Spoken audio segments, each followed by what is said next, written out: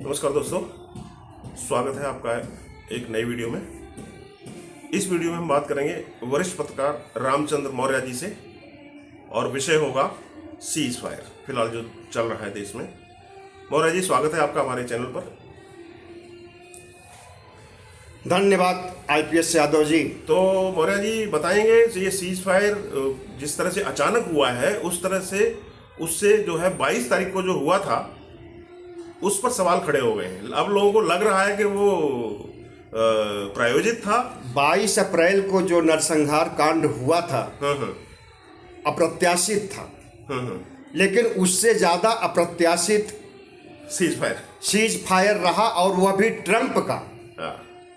भारत और पाकिस्तान के भाग्य विधाता ट्रंप बन गए हैं। मोदी और शहबाज नवाज के माई बाप शहबाज शरीफ के माई बाप ट्रंप बन गए हैं। सबसे बड़ी विडंबना की बात यही है कि भारत एक संप्रभु राष्ट्र है, पाकिस्तान भी संप्रभु है।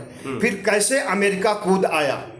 वह अमेरिका जो यूक्रेन रूस की लड़ाई वर्षों से चल रही है उस पर रोक नहीं लगा सका, और जो लड़ाई छिड़ी ही नहीं, युद्धाभ्यास जैसा चल रहा था, युद्ध डिक्लेयर नहीं हुआ था, उसे बंद कराने के लिए ट्रंप आ गए।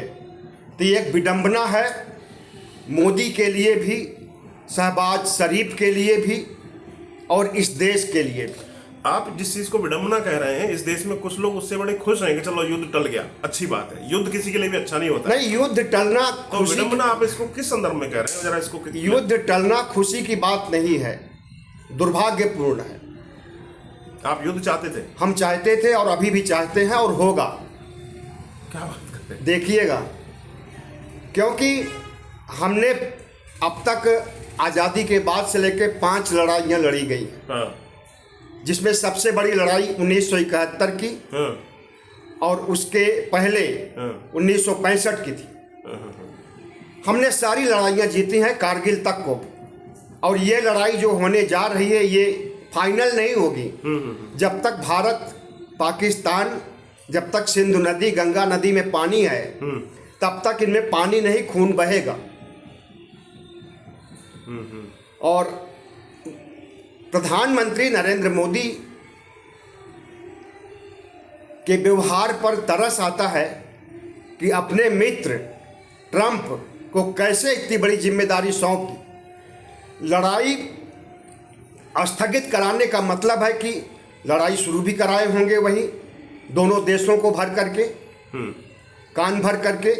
और जो $1 अरब का लोन मिला है IMF से पाकिस्तान को, ट्रंप के दबाव डालने पर IMF ने दिया है, क्योंकि ट्रंप का IMF में बहुत बड़ा हिस्सा, बहुत बड़ा शेयर है।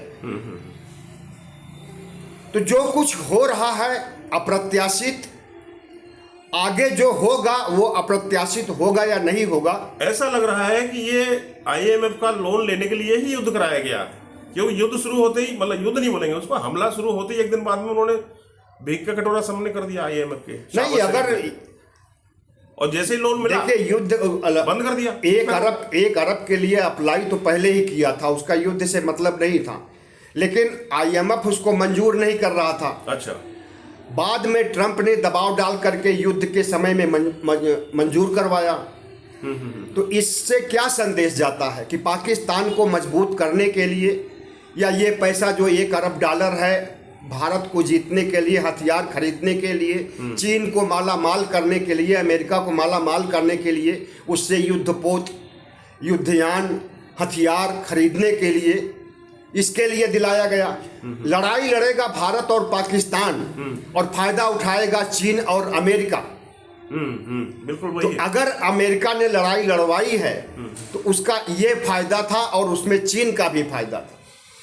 और पाकिस्तान जब उछलता है इतना भारत से लड़ने के लिए, पहले चीन इतना साथ नहीं देता था, और अब जो है चीन का हाथ उसके ऊपर है, और घुमा फिरा करके अमेरिका का भी हाथ, अमेरिका का तो दोनों के ऊपर हाथ है, भारत के ऊपर भी, पाकिस्तान के ऊपर भी। अच्छा, ये आतंकवाद की जो फैक्ट्री है उसको भी तो पैसा जाएगा ना, इतना पैसा आया है। आतंकवाद की फैक्ट्री पर ही पैसा खर्च करता है पाकिस्तान अपना आधे से ज़्यादा। और हम समझते हैं कि दुनिया में सबसे आतंकी देश बड़ा इस समय अगर कोई है तो वो पाकिस्तान है। लेकिन पाकिस्तान तो कह रहा है कि हमने तो अमेरिका के इशारे पर सब कुछ किया है, तो सबसे बड़ा तो आतंकी देश तो अमेरिका हो गया। तो मोदी जी कहें कि ट्रंप हमारे दुश्मन है, दोस्त नहीं है, लेकिन कह सकते हैं। और अगर चीन पाकिस्तान को ताकत दे रहा है तो चीन को आंख दिखाएं मोदी। है हिम्मत। 56 इंच का सीना और लाल आंखें सब नीचे हो जाती हैं ट्रंप को देख करके और चीन के शासक को देख करके। अच्छा ये बताइए, युद्ध तो शुरू ही नहीं हुआ था, सिर्फ हमला हुआ था, सीज फायर यानी सर्जिकल स्ट्राइक हुई थी, वो भी पूरी तरह से नहीं हुई। तीसरा चौथा दिन ही चल रहा था। और इससे पहले कोई भी जो ऑपरेशन होता है उसको गति पकड़ने के लिए एक टाइम तो लगता है ना, लेकिन उससे पहले ही इन्होंने सीज फायर कर दिया। तो एक तरह से तमाम लोगों की जो आकांक्षाएं थी कि आतंकवादी की फैक्ट्री खत्म हो गई, ये होगा वो होगा, सब पर तुषारपात हो गया। हमें लगता है क्या मिला इस सीज फायर से? मिला क्या हमको? सीज फायर और रहा कहाँ? कितने घंटे के लिए सीज फायर? 3-4 घंटे बाद ही वापस 4 घंटे बाद फिर से वही स्थिति आ गई। तो सीज फायर एक नौटंकी थी अमेरिका की और पीछे से चीन की भी। लड़ाई उसे लगवाना है, हथियार बेचना है। या बाद में समझ आया होगा कि अगर लड़ाई रुक जाएगी तो हमें पैसा कहाँ से मिलेगा, हथियार पाकिस्तान कहाँ से खरीदेगा। इसलिए उसको दिला करके लोन, और लोन को वापस ले लीजिए, अपनी आर्थिक स्थिति मजबूत कर लीजिए। और जैसे ही लोन पास हुआ दूसरे दिन सीज फायर। अरे हम समझते हैं जितने भी विकसित देश हैं इनकी कूटनीति की वजह से सारे युद्ध होते हैं। वो चाहे रूस यूक्रेन का हो, वो चाहे इजराइल का हो, कोई भी युद्ध आप उठा लीजिए उसमें महाशक्तियां फायदा उठाना चाहती हैं। और वही बात यहाँ हो रही। और इसमें यहाँ पर तो मालिकाना हक उनको मिल गया है पाकिस्तान की तरफ से और भारत की तरफ से कि युद्ध शुरू भी कराइए और युद्ध बंद भी कराइए। नौटंकी आप करिए, लड़के मरे भारत और पाकिस्तान के लोग जो 1947 के पहले भाई भाई थे। जो चर्चा चल रही थी कि पापा ने युद्ध रुकवा दिया यूक्रेन और रसिया के संदर्भ में, तो पापा ने तो यहाँ खुद ही ऐसा षड्यंत्र कर दिया कि अपना ही युद्ध नहीं शुरू होने दिया। पापा ने तो क्या किया है, पापा के बारे में तो कहा जा रहा है कि पहलगाम का हमला की जानकारी पापा को थी। वो तो 3 दिन पहले थी ना? नहीं, 22 अप्रैल को हमला हुआ, 22 अप्रैल को हमला हुआ था। उनको जानकारी थी। इस बात का खुलासा किसने किया? किसी छोटे मोटे व्यक्ति ने नहीं किया। कांग्रेस के प्रमुख मल्लिकार्जुन खड़गे जी एक बड़े अंग्रेजी अखबार का हवाला दे करके नरेंद्र मोदी सरकार को घेरा और कहा कि खुफिया जानकारी, खुफिया तंत्र ने आपको जानकारी दे दिया था कि पहलगाम में अटैक होने वाला है, तो क्यों नहीं वहां व्यवस्था की गई फोर्स को? उसको दबा दिया गया उस खबर। और उस समय फिर Bharatiya Janata party, IT cell के लोग और RSS के संघ के लोगों ने मल्लिकार्जुन खड़गे को ही देशद्रोही गद्दार ठहरा दिया। तो हमें तो लगता है कि दाल ही नहीं काली है, पूरी दाल काली है। अच्छा, नरेंद्र मोदी चुनाव जीतने के लिए बिहार का, उड़ीसा का, उत्तर प्रदेश का, उसके बाद मध्यावधि चुनाव हो उसको, या 2029 का, कुछ भी करा सकते हैं। लड़ाई भी करा सकते हैं, पुलवामा भी करा सकते हैं, पहलगाम भी करा सकते हैं, युद्ध करा सकते हैं। और युद्ध कराने पर वैसे फायदा उठाएंगे जैसे पुलवामा का फायदा 2019 में उठाया था। 40 सैनिकों को मार गिराया था पाकिस्तान के आतंकियों ने। लेकिन इसका कोई अभी तक, और इसका जो है खामियाजा भुगतना चाहिए, इसके खिलाफ वोट देना चाहिए था, मोदी को हराना चाहिए था कि देश की रक्षा नहीं कर पा रहा, सैनिकों की रक्षा नहीं कर पा रहा। लेकिन देश ने जिताया क्योंकि मोदी ने संबोधन किया और कहा कि जी जितने 18 साल के नए वोटर हैं वो सब हमें वोट दें। तो 18 साल वाले वोटर तो वोट दिए ही, 50 साल, 60 साल, 100 साल के जितने वोटर हैं सब ने वोट दिया और जिताया। आपदा में अवसर की बात सबसे पहले किसने कही? मोदी जी ने कही। 2014 में सत्ता में आए, उसके बाद से आपदा ही आपदा आई। कोरोना काल आया, 50 लाख से ज्यादा मौतें हुई। हम समझते हैं कि हमारा जीवन, मैं 63 साल का हूँ, इतनी बड़ी आपदा, इतनी बड़ी मौत हमने नहीं देखी कभी। कभी नहीं। हमने भी बेटी को खोया, कोरोना में गई ना। हाँ। और इस आपदा को अगर नरेंद्र मोदी, जब बीमारी महामारी आती है भारत में, तो उसका स्वागत करने के लिए ताली थाली बजवाते हैं, दिया जलवाते हैं, तो इस प्रधानमंत्री को हम क्या समझें? चलिए, ये तो पुरानी बातें हो गई फिलहाल। नहीं, पुरानी बातों को नई बातों से जोड़ करके देखा जा रहा है। आप ये बताइए, अगर पहलगाम की जानकारी खुफिया तंत्र ने दे दी थी तो उसे रुकवाया जा सकता था, और नहीं रुकवाया गया तो समझ लीजिए कि जो कुछ पहलगाम में हुआ उसके जिम्मेदार लोगों में नरेंद्र मोदी भी हैं, अमित शाह भी हैं। इनको कौन दंड देगा? आतंकियों तो आपने दंड दे दिया, उनके ऊपर हमला करके, उनका केंद्र, उनका कैंप, उनका ट्रेनिंग सेंटर पे धमाका करके, आपको कौन दंड देगा? 98 करोड़ मतदाता मोदी को दंड देगी इस बार। मध्यावधि चुनाव होगा तब, और नहीं 2029 के चुनाव में देखिएगा। समय के इतिहास में सब दर्ज है। हाँ, समय देगा, हर चीज का हिसाब करेगा। अच्छा, इसमें मोदी के भी कई चेहरे उजागर हुए हैं। जिस तरह से मोदी जी ने दो मीटिंग जो है बाइकआउट किया, सर्वदलीय मीटिंग को बाइकआउट किया, चुप्पी साध ली पूरी तरह से। मोदी जी की पार्टी विपक्ष को, पत्रकार को जो सवाल पूछता है उसको गद्दार कहती है, लेकिन हम तो समझते हैं कि जितने बड़े गद्दार नरेंद्र मोदी हैं, मोहन भागवत हैं, इनसे बड़ा गद्दार तो कोई हो ही नहीं सकता। आपदा में अवसर तलाशने के लिए 22 तारीख को पहलगाम में 28 लोग मारे गए। समर्थकों ने सुनिए, दोष घुसाई। हाँ, 28 लोग मारे गए। 23 तारीख नहीं, 24 तारीख को सर्वदलीय बैठक थी। रणनीति निर्धारित करनी थी कि क्या दंड दिया जाए, कैसे दंड दिया जाए। विपक्ष शामिल था सर्वदलीय बैठक में। नरेंद्र मोदी उस दिन बिहार निकल गए, आपदा में अवसर की तलाश करने लगे। सोचे कि अभी नया नया मामला है, पाकिस्तान को गालियां दे दूं, मिट्टी मिलाने की बात कर दूं, इसका चुनावी फायदा मिलेगा। और उस फायदे के लिए वहां गए और खूब दहाड़े भी। उनके चेहरे पर 28 लोगों के मारे जाने की शिकन नहीं दिखाई दी। नीतीश कुमार और उनके मंत्रियों से हंसी ठिठोली कर रहे थे। इसके तमाम वीडियो वायरल हुए हैं, तमाम पत्रकारों ने सवाल उठाया है। और जब दूसरी बैठक, सर्वदलीय बैठक 2 दिन पहले हुई, उसमें भी नरेंद्र मोदी नहीं आए। पहले अमित शाह ने, उसके बाद अभी राजनाथ ने मीटिंग को संबोधित किया था। पूरा विपक्ष इकट्ठा हुआ था। अच्छा, जिस तरह से और राहुल गांधी ने विशेष सत्र संसद का बुलाने की मांग किया था कि जितने सांसद प्रतिनिधि देश भर में चुने गए हैं वो सब इकट्ठा हों पक्ष विपक्ष के, और सब एक स्वर में आवाज उठाएंगे और कोई रणनीति तैयार की जाए और अटैक किया जाए। उसी के जवाब में कांग्रेस ने एक पोस्टर निकाला था, मिस्टर गायब, जिसको इन्होंने तन सर से जुदा वाले, जो एक मुस्लिम कम्युनिटी का जो है ना, तन सर से जुदा से जोड़ दिया और पाकिस्तान से जोड़ दिया। ठीक है, तो ये इशू को डाइवर्ट करने में तो मास्टर है बीजेपी और आरएसएस। जितने भी बुरे कर्म, गंदे कर्म हैं, हाँ, सब में मास्टर है, सब में मास्टर है। जितने अच्छा, हाँ। मणिपुर में कुछ नहीं बोला, चुप रहे हमेशा। मणिपुर में 2 साल पूरे हो गए 3 मई को, कुछ नहीं, आज तक कोई एक स्टेटमेंट नहीं, कुछ। अभी भी मणिपुर अशांत है, राष्ट्रपति शासन है। राहुल गांधी 3 बार जा चुके हैं।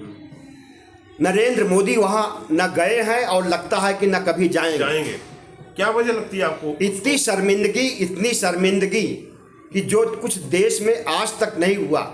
मौत, हत्या, हादसा तो हर जगह होता है, होता रहेगा, लेकिन जिस तरह से महिलाओं को निर्वस्त्र करके टहलाया गया, उनके गुप्तांग में उंगली डालते हुए टहलाया गया, इतना बड़ा विभत्स वीडियो आज तक हमने कभी नहीं देखा है 63 साल की उम्र में। और यह सब मोदी के राज में देखने को मिल रहा है और मणिपुर में देखने को मिल रहा है। कहीं कोई बड़ी इनकी साजिश तो नहीं आपको नजर आती इनके इस मूव के पीछे, जिस तरह से? देखिए, मैंने पहले ही कहा था कि आपदा में अवसर की तलाश करने के लिए, आपदा, क्योंकि पूर्वोत्तर में काफी विशेष ध्यान इनका चल रहा है, आपदा में अवसर की तलाश करने के लिए आपदा को आहूत करना इनका आरएसएस का और इनका आज का नहीं, पुराना शिगुफा है। पहले आपदा लाइए, उसके बाद उसका फायदा उठाइए। उठाइए, देश जाए बाढ़ में। देश जाए भाड़ में। यस। लोग मर रहे हैं, मरते रहें। अच्छा, लेकिन जिस तरह से जो ये सर्जिकल स्ट्राइक में सेना द्वारा इन्होंने डेली प्रेस कॉन्फ्रेंस करवाया, यानी एक ट्रांसपेरेंसी का एग्जाम्पल दिया, ये मोदी के चरित्र से, मोदी के स्वभाव से मैच नहीं करता है। इसके पीछे क्या वजह हो सकती है? देखिए, नरेंद्र मोदी ने पिछले 11 साल में कितने प्रेस कॉन्फ्रेंस किया? कोई नहीं किया। अगर कोई किया भी तो सवाल उसमें किया गया कि आम को काट के खाते हो या चूसते हो। इस तरह का सवाल पूछने वाले फिल्मी उद्योग से बुलाए गए और उन्होंने सवाल किया।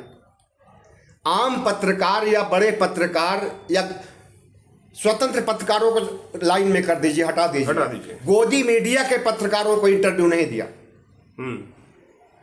जो कि उनके अंधभक्त हैं। तो नरेंद्र मोदी सार्वजनिक बयान से या फिर कौन कैसा सवाल कर दे उससे बचना चाहते हैं।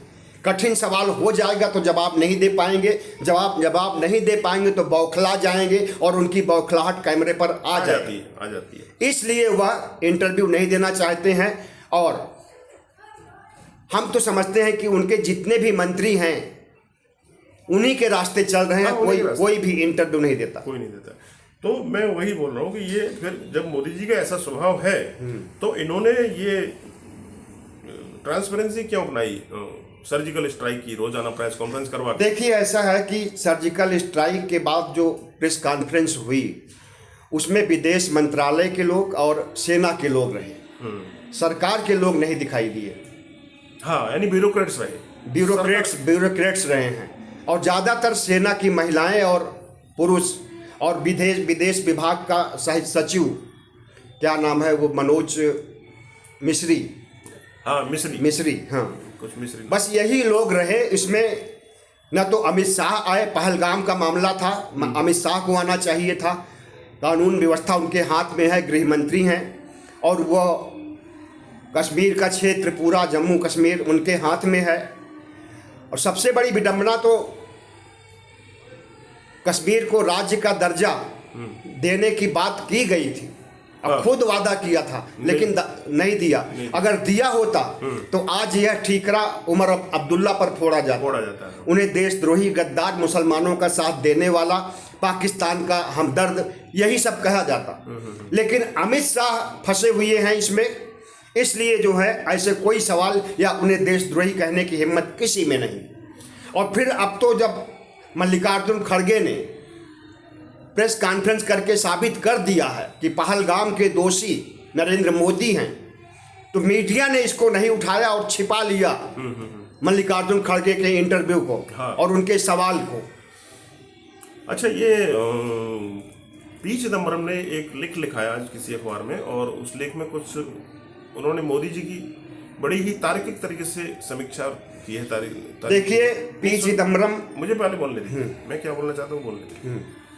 पी चिदम्बरम ने कहा है कि ये मोदी जी ने जो अख्तियार किया रुख सर्जिकल स्ट्राइक में, बहुत ही संतुलित तरीके से उसको एग्जीक्यूट किया सेना ने। ये बहुत अच्छा मोदी जी ने किया है कि बड़े युद्ध से पूरे विश्व को बचा लिया। मतलब दुनिया कोई भी अब ये युद्ध नहीं चाहती है। और उन्होंने जो 2 साल पहले पुतिन जी से कहा था कि ये जो युग है वो युद्ध का युग नहीं है, उसको साबित कर दिया। इस पर आपका क्या कमेंट है? देखिए, ऐसा है, कांग्रेस में भारतीय जनता पार्टी के एजेंट बैठे हुए हैं। वो चाहे शशि थरूर हो, वो चाहे अशोक चव्हाण हो, वो चाहे पी चिदम्बरम हो, बड़े बड़े लोगों को निशाना बनाया है मोदी ने, जो कांग्रेस में बैठे हुए हैं। कांग्रेस में रह करके भारतीय जनता पार्टी का काम कर रहे हैं। और यह सब खुलासा तब होता है जब पानी सिर से निकल जाता है और पूरी तरह से वह भगवा रंग में रंग जाते हैं। अभी थोड़े समय पहले शशि थरूर को देखा आपने। हाँ। उसके पहले अशोक चव्हाण को देखा। एक लंबी लिस्ट है, कम से कम ऐसे नहीं। तो शशि थरूर को जो देखा आपने पीएम के साथ में, वो शशि थरूर की कॉन्स्टिट्यूंसी में पीएम गए थे, किसी विकास कार्य का उद्घाटन किया उन्होंने, वो तो उनको वहां रहना ही पड़ेगा। उस घटना को आप भूल जाइए। उसके पहले से लगभग 2 महीने से पीएम मोदी और भाजपा की सराहना कर रहा है। अच्छा। और राहुल गांधी ने 1-2 बार कुछ सवाल करने की कोशिश किया, लेकिन जब समझ लिया कि ये हाथ से निकल चुका है, फिसल चुका है, तो छोड़ दिया। तब हाँ उन्होंने छोड़ दिया। फिर उसके बाद अब कुछ भी करे, रहे भी कांग्रेस में या जाए, राहुल गांधी का इससे मतलब नहीं रह गया। अच्छा, अभी आते हैं विपक्ष के नेता राहुल और जहां तक केरल की बात है, वहां प्रियंका गांधी पहुंच गई हैं, तो वो शशि थरूर जैसे नेताओं का काउंटर कर सकती हैं अच्छी तरह से। इसलिए राहुल गांधी निश्चिंत हैं। अगर शशि थरूर बीजेपी में शामिल हो जाते हैं तो कोई नुकसान होने वाला नहीं है कांग्रेस का। कांग्रेस ने जिस तरह से लीड लिया है इस पूरे युद्ध, इसके हमले के दौरान, वो बड़ा ही प्रशंसनीय है और काफी जगह उसकी तारीफ, मीडिया में भी अच्छी बातें उसके बारे में लिखी गई हैं। तो राहुल गांधी ऐसे गद्दार लोगों के बीच में घिरे हुए एक पार्टी में एक नेता है राहुल गांधी, उनके लिए कितना बड़ा चैलेंज है? कैसे? राहुल गांधी खुद कह चुके हैं कि हमारी पार्टी में आरएसएस और बीजेपी के एजेंट हैं, और इशारों में कहा था कि वे अपने आप पार्टी छोड़ दें, नहीं तो हमें फिर सर्जिकल स्ट्राइक पहले पार्टी में ही चलानी पड़ेगी। देखिए, आरएसएस का एजेंट होना एक बात है, और जबरदस्ती जिस तरह से ये ईडी को पीछे लगा के, सीबीआई को पीछे लगा के उनको मजबूर कर देना बीजेपी ज्वाइन करने के लिए, ये एक दूसरी बात है। तो इसका कोई तो उपाय कांग्रेस को ढूंढना चाहिए ना, ताकि अपने नेताओं को बचा सके उनके सर्जिकल स्ट्राइक से। देखिए, ऐसा है कि जब तक कांग्रेस सत्ता में नहीं आएगी वह कुछ नहीं कर सकती। हाँ, ये बात तो सच है, क्योंकि सत्ता जो धारी दल है उसके और मोदी भी नहीं कर पाते थे जब तक सत्ता में नहीं आए थे। पैसा में बड़ी ताकत है। ईडी, सीबीआई, इनकम टैक्स, इनके ऊपर सत्तारूढ़ पार्टी का ताकत होता है। वो कांग्रेस के ज़माने में ही था, लेकिन जितना कांग्रेस के ज़माने में था उससे कई गुना ज़्यादा आज है। तो चलिए, अभी हम 1-2 मिनट में इस वीडियो को ख़त्म करते हैं। उससे पहले हम एक बार फिर वापस लौटते हैं उसी मुद्दे पर कि अचानक ये जो सीज फायर हुआ, क्या फाइंडिंग रही, हमको क्या मिला, और अभी जो मीटिंग होने वाली थी 12 तारीख को, उसका क्या हुआ, होने वाली है कि नहीं? हमने तो ये सुना है कि मीटिंग कैंसिल हो चुकी है। अच्छा, क्योंकि मीटिंग की बात तब हुई थी जब सीज फायर की बात सामने आई थी कि 12 तारीख को दोनों देशों के लोग मिलेंगे। लेकिन कैसा सीज फायर है? कोई पेपर पर डिटेल नहीं है, कोई एग्रीमेंट नहीं है, क्या सीज फायर की शर्तें हैं? सीज फायर का एग्रीमेंट नहीं था। सीज फायर में सबसे पहले जो है अमेरिका में ट्रंप ने ट्वीट करके बताया और बयान दे करके बताया, उसके वीडियो हैं। और उसके बाद पाकिस्तान के ऑपरेशंस वार डायरेक्टर, उसके जो प्रबंधक थे, उनका फोन आता है भारत में ऑपरेशन वार के हेड के पास। तो उन्होंने 3:35 पर कल, और उन्होंने कहा कि 5 बजे से सीज फायर हो जाएगा, अभी तुरंत से नहीं, 5 बजे से सीज फायर हो जाएगा। और संकेत किया अमेरिका की तरफ कि अमेरिका बिचौलिया करके सीज फायर करना चाहता है। तो इन्होंने स्वीकार कर लिया था। यानी वर्बली हुआ है सब कुछ? हाँ। पेपर पे अगर आना है तो भविष्य में आ सकता है? नहीं, तो बैठते तब पेपर पे होता ना।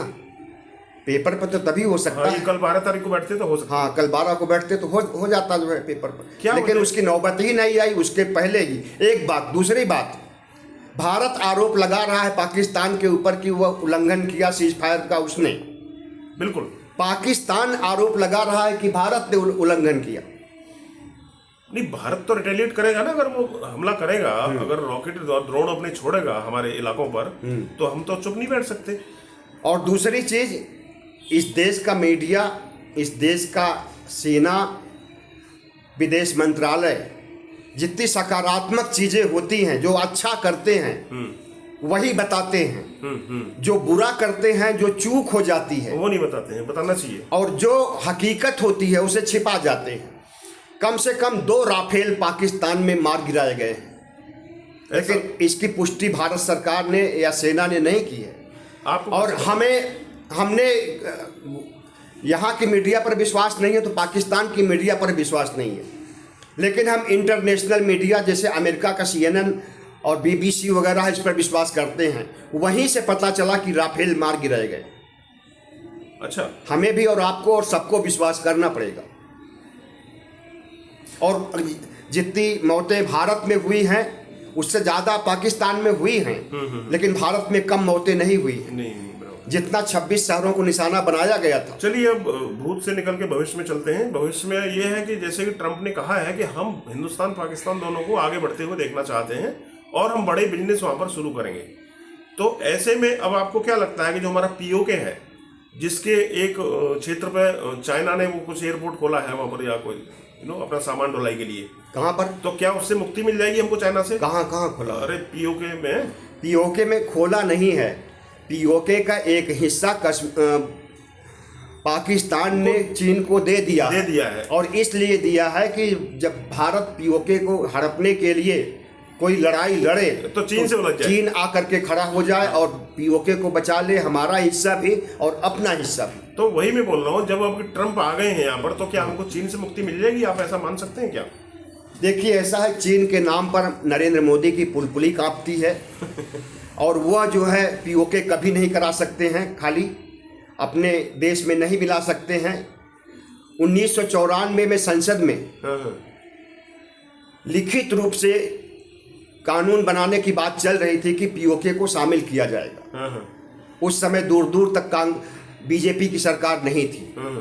तो 1994 से पीओके को मिलाने की भारत में कोशिशें हो रही है, लेकिन कामयाब नहीं हो पाई है। लेकिन जब पाकिस्तान ने एक हिस्सा चीन को दे दिया तो पूरा, सिर्फ अपने हिस्से को बचाने के लिए नहीं, पूरा पीओके को बचाने के लिए चीन खड़ा हो जाएगा और चीन के सामने भारत ठहर नहीं पाएगा। भाई, जिस तरह से सीज फायर का आदेश आया है वाशिंगटन डीसी से, तो इस तरह से ये पीओके के बारे में भी ट्रम्प साहब बोल सकते हैं ना कि भाई पीके पाकिस्तान तुम इसको छोड़ो और इसको नहीं, ट्रम्प नहीं बोलेंगे। ट्रम्प चाहेंगे लड़ाई हो, या ट्रम्प चाहेंगे वहां पर जैसे चीन बैठ गया वैसे ट्रम्प भी बैठ जाए, ये भी तो चाह सकते हैं ना। हाँ, वो खुद भी बैठ जाए वहां पर। देखिए, ट्रम्प से और चीन से अंदरूनी संघर्ष चल रहा है।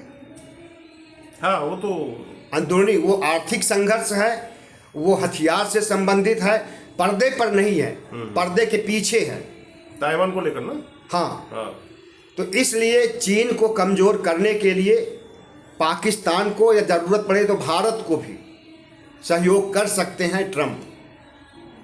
लेकिन भारत या पाकिस्तान को सहयोग करने से चीन कमजोर नहीं हो जाएगा। देखिए, जिस तरह से हमारे क्षेत्र में ट्रम्प ने दखल दिया है, अभी पता है आपको, कल ही खबर आई है कि कोई बड़ा कंटेनर अमेरिका से वहाँ पहुँचा है बांग्लादेश में। तो जो वहाँ के यूनुस हैं, पर यूनुस जो प्रधानमंत्री वहाँ के, जो मतलब केयर टेकर हैं, वो परेशान है। और क्योंकि आवामी लीग जो खालिदा जिया की पार्टी है, उनको भी बैन लगा दिया है। और वो जो लोग जिन्होंने इसको हटाया था, हसीना को, वो लोग अब यूनुस के खिलाफ प्रदर्शन कर रहे हैं बांग्लादेश में। तो क्या लग रहा है, ये पूरी उथल पुथल यहाँ पर शुरू होने वाली है? हम तो ये सुन रहे हैं कि पाकिस्तान ने भारत पर अटैक नहीं किया, लड़ाई नहीं किया, तो पाकिस्तान की जनता सत्ता पलट कर रही है। शहबाज शरीफ को हटाने की कोशिश हो रही है। वो तो सेना कर रही है ना। हाँ, नहीं तो सेना के मतलब समर्थन जनता का है, काम सेना करेगी। जनता तो चुनाव में हरा सकती है, देखिए, और सेना तो तख्ता पलट कर सकती है। पाकिस्तान में जनता का जो मेजॉरिटी समर्थन है वो इमरान खान हुआ है, जिनको इन्होंने जेल में बंद करके रखा हुआ है। हमने तो सुना है कि उसको मार भी दिया। नहीं, इमरान खान को नहीं, वो ऐसा खूब वीडियो आ रहे हैं। अरे भैया, जो ऑब्जर्वर पेपर है वहाँ का, उसने उसको, देखिए, अगर मार डालें कोई ताजुब की बात नहीं है। नहीं, ऐसा पाकिस्तान में ऐसा सुरक्षित है, इमरान खान सुरक्षित है और पूरी वहाँ की जो जनता है उनके साथ में है, इसीलिए उनको जेल में बंद करके रखा है। तो ऐसे में आपको क्या लगता है, उनको जेल में कब तक रख पाएंगे ये?